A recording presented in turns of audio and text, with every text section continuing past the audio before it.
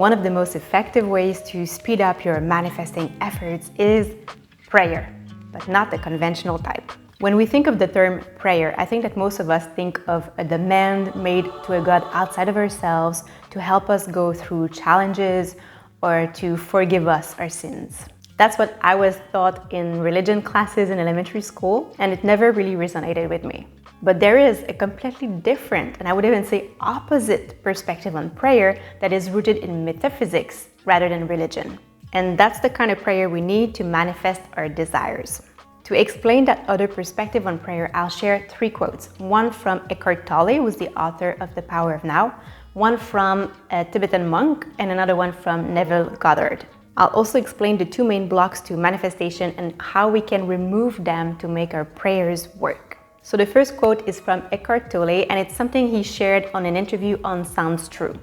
So he said, "The most important thing anybody said about manifesting is one sentence Jesus said. That sentence is, when you pray for something, believe that you have received it and it will be yours." The second quote comes from Greg Braden's book, Secrets of the Lost Mode of Prayer.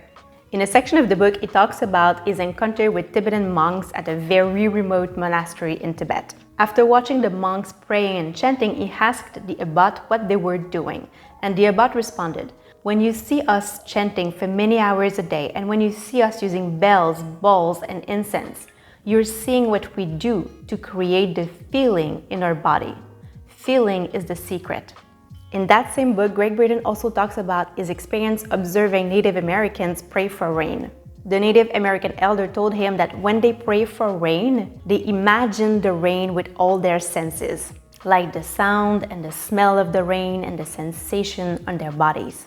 And the third and last quote is from Neville Goddard's book, Feeling is the Secret. To impress the subconscious with a desirable state, you must assume the feeling that would be yours had you already realized your wish.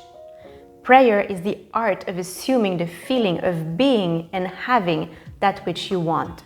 So as you can see, in many spiritual traditions and also native cultures, it's said that praying is the art of manifesting by believing and feeling as if something already is. It implies that we must be a vibrational match through our beliefs and thoughts and feelings for the things we wish to have before we can actually experience them in real life. But we usually face 2 main issues when trying to manifest something. The first one is that often we don't really know what we want. And the second thing is that we often have subconscious blocks or resistance like fears and limiting beliefs that prevent us from fully believing that we can have what we want. So I'll share with you how we can remove these 2 obstacles. First, do you really know what you want? Daniel Raphael, who's a manifesting coach and wizard, says that the most common thing people get wrong with manifesting is that they think they know what they want, but oftentimes it's programming. It's not really their true desires or what they need. Manifestation is about getting out of the way, surrendering to a higher vision, and humbling yourself to receive what's in your highest good. And what's in your highest good is in the highest good of everyone. He's saying that most people have difficulty differentiating their heart's desires from the ones of their ego or that come from conditioning. I've talked a lot about that on this channel, so if you've heard me explain it before and if you understand it, you can just skip straight to the next section. I'm gonna put the time on the screen. So your heart's desires are those that come from your soul. They are what your soul wants to experience in this lifetime. They are the breadcrumbs that guide you to your dharma or your soul's purpose or your personal legend, as Paulo Coelho calls it in The Alchemist. They are your natural interests and the things that you are genuinely curious to try and explore. When you think of those desires and when you pursue them, you feel inspired, alive, energized, joyful. You may also feel a relaxed and open, expansive feeling in your body. Those desires are showing you your truth. They are the things you should pursue. The ones that come from your ego are rooted in feelings of fear, lack, and need. Like you can think of the need for recognition or the need to feel worthy. As for the ones that come from conditioning, it's a little trickier because they come from subconscious programming and we usually are not aware of them. But they are the things that our society or our parents or our education told us that we should want and should do. So it can be a bit difficult to differentiate like what kind of desires you have. That's a lot of the work I do in coaching, but I can give you a very good resource to help you differentiate your desires and also figure out your purpose and calling, and it's the Life Purpose Formula. I'm going to put the link in the description below, but it's basically the fastest way I know to figure out your soul's purpose. And the last thing I want to mention is how to remove unwanted subconscious programming.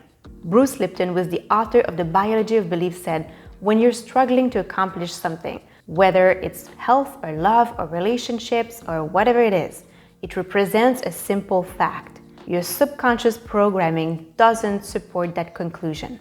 Basically, if your subconscious programming is not congruent with what you want, then your prayers may not work. The two best ways I know to remove those blocks or to change our subconscious programming are shadow work and visualization. So I'll make a video soon about journaling for shadow work, but right now you can use visualization.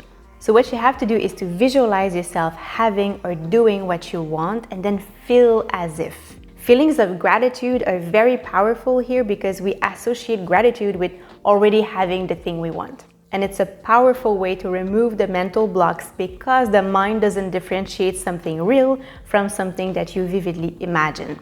It means that you can trick your mind into believing that you already have the thing you want just by visualizing yourself having it with emotion. And then because your mind will believe that it's possible for you to achieve that goal and that it's safe for you to pursue it, you're going to experience a lot less resistance. I made a very clear step-by-step video tutorial about how to visualize the most effective way I know, and I'm going to link it somewhere on the screen and in the description below. I highly recommend using visualization to help you achieve your goals and dreams because it's going to make your life so much easier. And again, you can grab the Life Purpose Formula Guide, the easiest way to figure out your purpose and calling. I'm going to put the link in the description below. And I'm just going to finish by saying, of course, we need to take action as well. We need to take action to bridge the gap between our prayers or our vision and our reality. Thank you for watching. I hope this was helpful. If it was, please let me know by giving the video a thumbs up. It helps me when you do that. You can also share your thoughts in the comments below. And that's it for me. I wish you a beautiful day and I'll see you next week.